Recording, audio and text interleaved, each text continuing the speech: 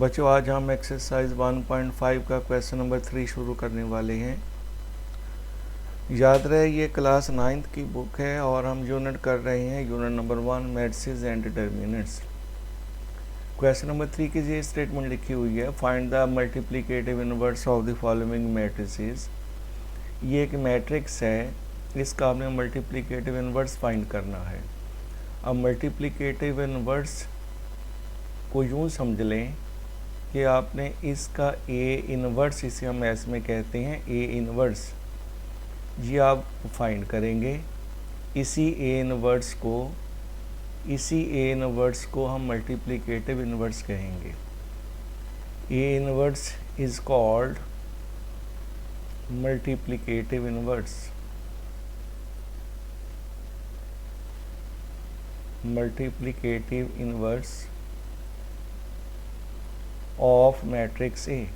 इस मैट्रिक्स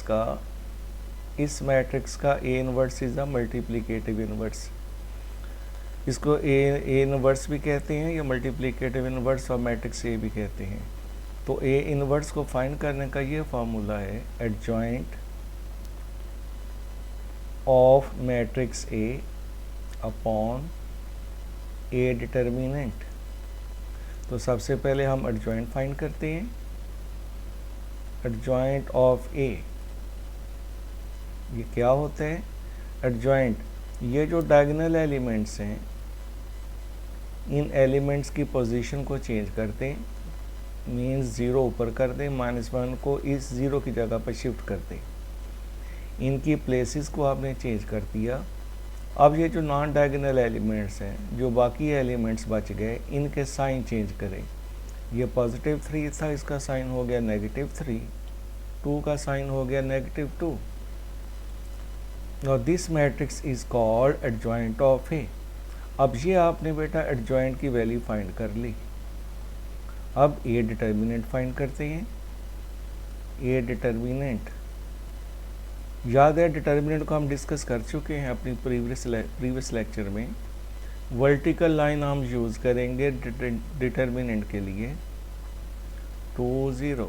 ये डिटर्मिनेंट, इसकी वैल्यू फाइंड करते हैं। इस तरह इन्हें बेटा मल्टीप्लाई करेंगे, -1 मल्टीप्लाई बाई 0, नेगेटिव का साइन खुद लिखेंगे। फिर इन्हें आप इस फॉर्म में मल्टीप्लाई करेंगे, 3 मल्टीप्लाई बाई 2, 0 -6, आंसर निकला है -6। अगर बेटा ए डिटर्मिनेंट का आंसर 0 निकल आए, then inverse is not possible, तो पॉसिबल नहीं होगा। अब क्योंकि हमारे पास ए डिटर्मिनेंट का आंसर -6 निकल आया, इसलिए इसका इनवर्स पॉसिबल होगा। अब क्यों पॉसिबल नहीं होगा? अगर ए डिटर्मिनेंट की वैल्यू 0 आ जाए, अगर ए डिटर्मिनेंट की वैल्यू 0 आप यहाँ पुट करें, इधर पुट करें, इधर ए डिटर्मिनेंट का आंसर अगर आप यहाँ 0 पुट करें, तो इसका आंसर मैथ्स में इन्फिनिटी होता है, अनडिफाइंड होता है। इसलिए बहरहाल ए डिटर्मिनेंट की वैल्यू -6 निकल आई। इनकी वैल्यूज़ को आप पुट कर दें, put in equation number 1।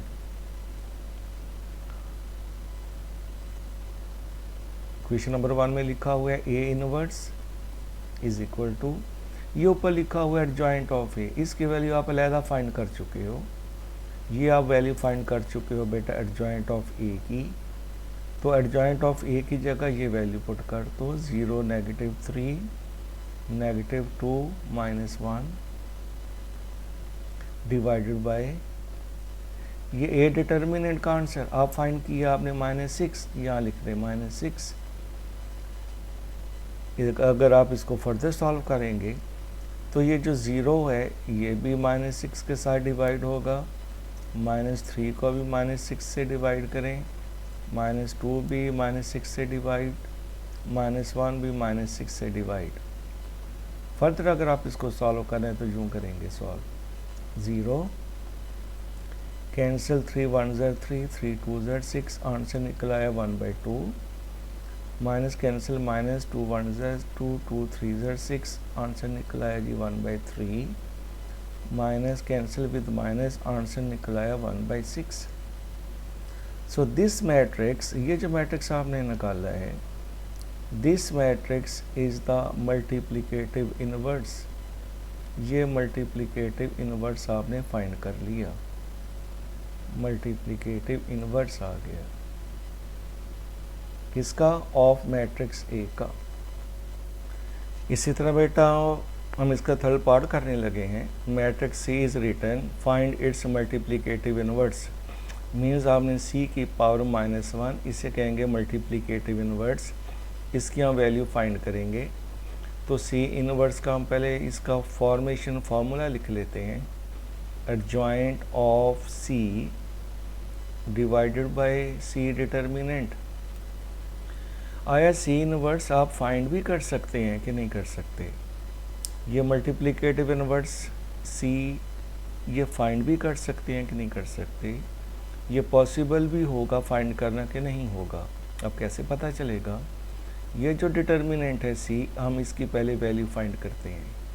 C determinant is equal to -2 6 3 -9 is equal to, पहले इस फॉर्मेशन में इनको मल्टीप्लाई करें, नेगेटिव का साइन, देन इस फॉर्मेशन में इनको मल्टीप्लाई करें, मल्टीप्लाई करेंगे माइनस मल्टीप्लाई माइनस प्लस, 2 × 9 18, -3 6 3 ज़र 18, वी गेट आंसर 0। अब क्योंकि सी डिटर्मिनेंट की वैल्यू 0 निकल आई, इसलिए हम ये कह सकते हैं कि सी इनवर्स या multiplicative inverse of C is not possible. इसलिए उन्होंने स्टेटमेंट में लिखा है कि अगर एग्जिस्ट करता है, नॉट पॉसिबल, अगर या एग्जिस्ट करता है, एग्जिस्ट करने का यही मतलब है कि अगर पॉसिबल है तो फाइंड करें। अब क्योंकि ये नॉट पॉसिबल है, इसलिए इसका मल्टीप्लिकेटिव इनवर्स एग्जिस्ट नहीं करता। बाकी पार्ट्स भी बट आप इसी तरह सॉल्व कर सकते हैं।